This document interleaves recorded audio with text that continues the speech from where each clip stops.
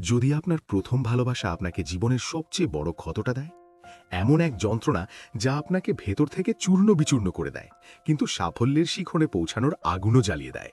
আজকের গল্পটি পার্কসকে নিয়ে, যাকে তার পছন্দের মানুষটি প্রত্যাখ্যান করেছিল শুধুমাত্র গরিব হওয়ার কারণে। গল্পটি শুরু হয় সুইওকে দিয়ে, বিশ্ববিদ্যালয়ের একজন নতুন ছাত্রী, যে প্রথম দিন ক্লাসে দেরিতে আসে। তার এই দেরির কারণে অধ্যাপক রেগে যান এবং পুরো ক্লাসকে শাস্তি দেওয়া হয়। কিন্তু এই সব কিছুর মাঝেও একজন ছাত্র ছিল যার চোখ সুয়ের উপর থেকে সরেনি। তার নাম পার্ক, এবং সে পুরো লেকচার জুড়ে সুয়ের দিকে তাকিয়ে থাকে।